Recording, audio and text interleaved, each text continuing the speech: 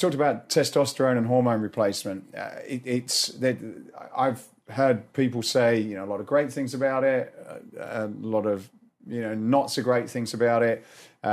Risks of if you take it, cancer. I think you mentioned prostate just earlier. Like, if you start taking testosterone replacement, you could increase your likelihood of cancer. So, in terms of longevity, which is kind of a lot of what you discuss in the book, if we want to live longer, where does any kind of replacement therapy come, and does it come with its own risks of increasing different types of cancers that you've got to be mindful if you get involved in it? Mm-hmm. The longevity part is one thing. Remember, we also want the healthy longevity part, what we call health span, right?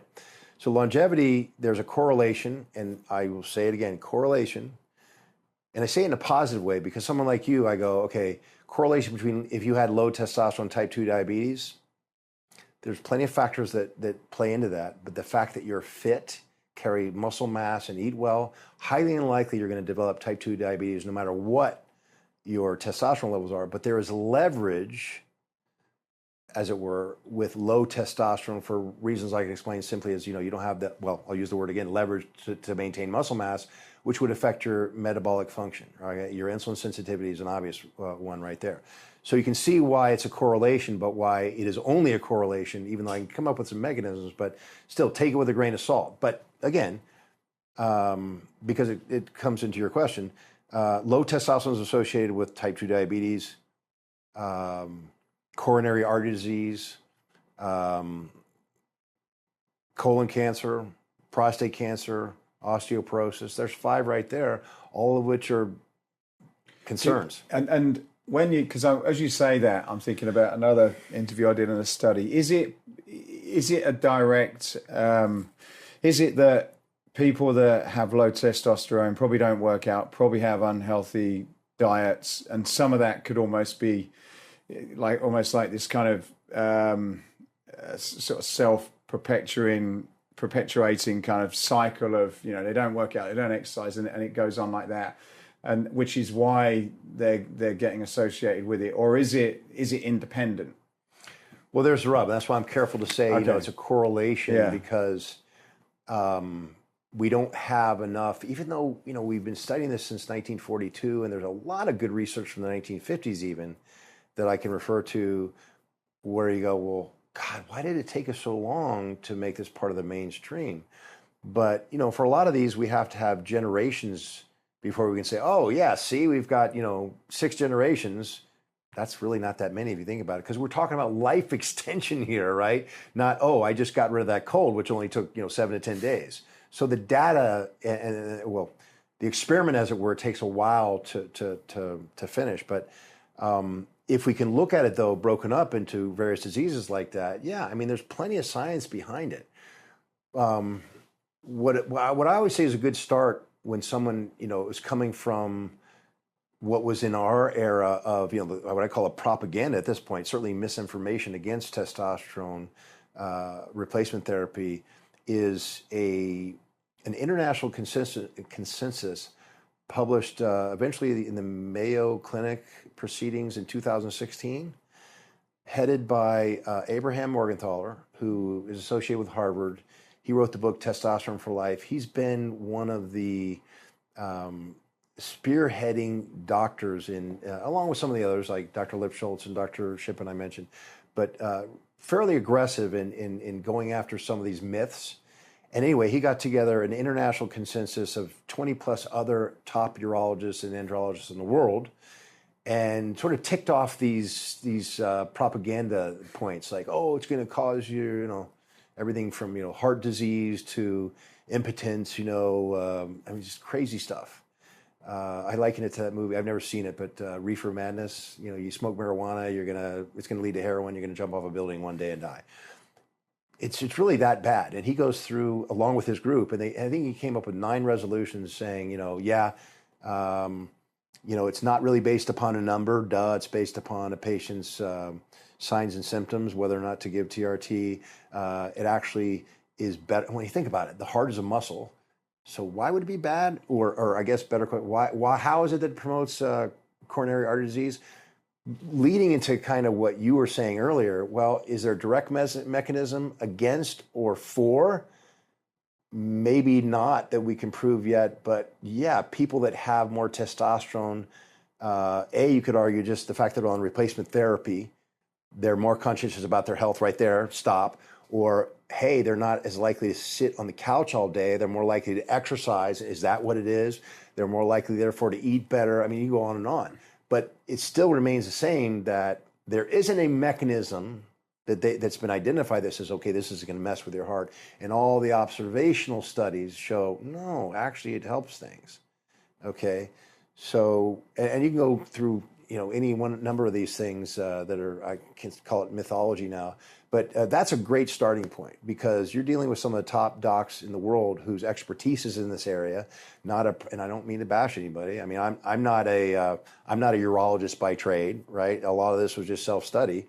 But the standard PCP might get into it because several patients asked, and they don't have the time. I'm not making excuses, but they don't do the deep dive that's necessary to know it through and through. So that's a great start. And there's plenty of books out there. Like I would follow the work of Dr. Lipschultz out of Baylor University, Dr. Morgenthaler, like I just said, because they still are practicing and keep up with the latest and greatest research. But it debunks all this stuff. And we used to think that testosterone was going to cause prostate cancer. Do you know what that study was based on mainly? No. Well, I think I might have had a conversation, but just go through it again for the benefit of anyone who's listening. Well, okay. My favorite is actually the one that said that if you use testosterone, you're going to get liver cancer. I think this is the right one. And it was an N of 3, 2 of whom should have been excluded. They were using methylated testosterone. So basically it was an N of 1, and after 20 years of use, I think this person came down with liver cancer. And I apologize if I'm not good on the details. I'm 61, and I got too much for my little brain stuffed in there. But the gist of it was, you look back in hindsight and go, really? No one challenged that data over the course of 70 or even 80 years? I mean, it's ridiculous. Just an N of 3, it's out the window. You can't use that. No. And yet we have so many other studies that prove otherwise. One of my favorites was when I first got started. And you may recall when, I think it was 15 years ago or so, every 20 minutes on ESPN, you'd get were you or a loved one injured or get cancer from testosterone replacement therapy? Call, Shyster and Shyster at this number. And I remember my best friend is a personal injury attorney, so who happens to be on TRT, and I'm, Tom, what in the heck is going on here? You see these ads? And I start ranting. Whoa, rant, stop. And I started ranting about, you're on it, it's good for you, this is baloney, they're basing it on. Anyway, he says, it's what we do for a living. They're looking for the brass ring. That's why no doctors are being sued. It's a class action lawsuit. They're suing the pharmaceutical companies because they got the pockets. Anyway, enough of the cynical stuff. What was really interesting, and actually this is where the medical profession, of which I'm part of, deserves a huge spanking. If you look at the studies on which they base these lawsuits, my favorite one to reference was one at the VA. And they were using testosterone creams, which aren't as effective for males, certainly, as the injectable anyway. And they had these veterans that they gave... Let me just say that the Veterans Administration studies are not the best, because a lot of the patients they select may not be in the best position, and I mean this with all due compassion, okay, to be part of a study. And I'll circle back to the obvious part of that statement, but for other reasons too. Anyway, they'd given them the cream. It's completely underdosed. I mean, ridiculously underdosed. So they went from a total testosterone of 200, okay, they qualified for a study with low T, to 300 or 330 nanograms per deciliter. That's your total T. We've known since the 1950s that unless you get up to at least 800 nanograms per deciliter, you're not going to get any results. So completely underdosed to begin with. There was no way to comply. So if they were coming in there and they had low T, but they were also suffering from multiple injuries and needed their pain medication, oh yeah, sure, I'll be a part of the study. And they got their pain medications. Who knows if they ever applied it or not? There was no way to verify that they actually used the treatment, which was underdosed anyway. Here's the kicker. Sorry for the delay. They were all in line for heart catheterization to begin with.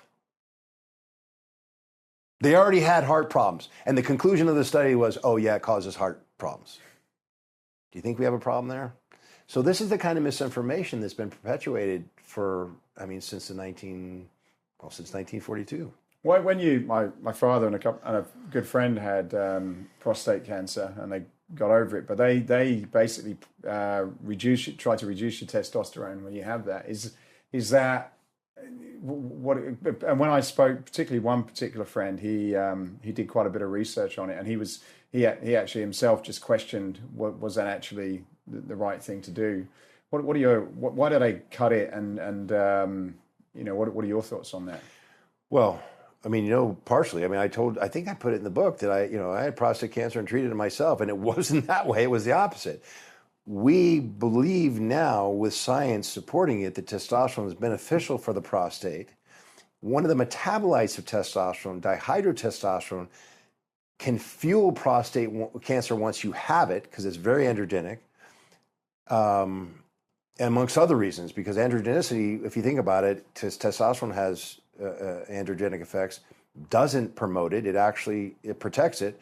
But again, once there, we want to pare down as much as possible the DHT. But what we now believe is certain estrogens, like the same ones that can cause breast cancer in females, for example, 16-alpha-hydroxyestrone and 4-hydroxyestrone, we thoroughly believe they cause cancer in women, estrogen-sensitive cancers, but prostate cancer is also an estrogen-sensitive cancer.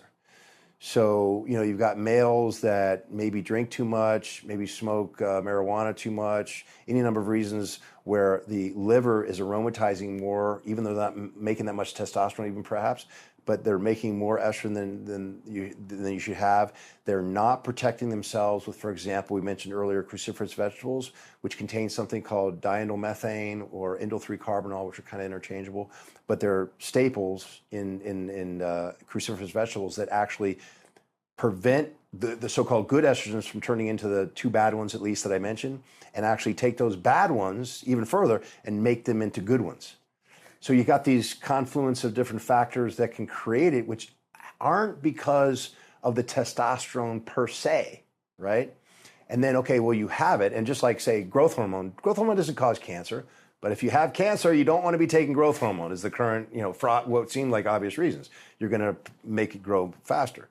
So you see where, you get into this conundrum. It gets very confusing. And then they pull the ripcord, right? And they give you Lupron, and they actually, rely on estrogens to protect you, which is, to me, nuts.